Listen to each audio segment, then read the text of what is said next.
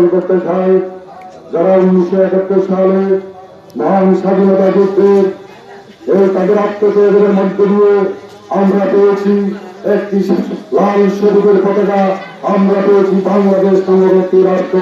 বাংলাদেশ সকল শহীদের প্রতি আমার শ্রদ্ধা এবং তাদের আত্মার মাত্রা কামনা করছি।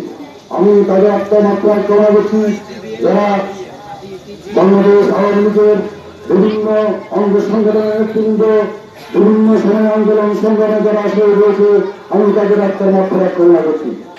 সংগ্রামী উপস্থিতি 1971 সালে 7 মাস ওই টাকা রেসকোর্স ময়দানে জাতির জনক বঙ্গবন্ধু শেখ মুজিবুর রহমানের আহ্বানে যখন আমরা বাঙালি জাতির শ্রেষ্ঠ বাঙালি এবং আমরা যখন স্বাধীনতা যুদ্ধে ঝাঁপিয়ে পড়েছিলাম, সেই 71 সনের 7 মাসের পাশে জাতির জনক বঙ্গবন্ধু শেখ মুজিবুর রহমান বলেছিল, এবারের সংগ্রাম স্বাধীনতা সংগ্রাম, এবারের সংগ্রাম মুক্তির সংগ্রাম। রক্ত যখন দিয়েছি, রক্ত আরো দেব, তবে দেশের মানুষকে মুক্ত করে ছাড়বো ইনশাল্লাহ। সেই ভাষণের মধ্যে দিয়ে বঙ্গবন্ধুর নেতৃত্বে আমরা এই দেশ স্বাধীন করেছি।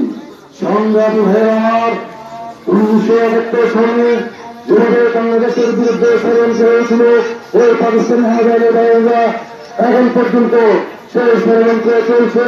সেই ষড়যন্ত্রকে প্রতিহত করার জন্য শেখ হাসিনার নেতৃত্বে বাংলাদেশ যাচ্ছে।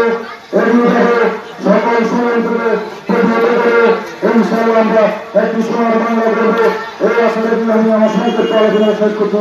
ওরা জয় বাংলা, জয় বঙ্গবন্ধু।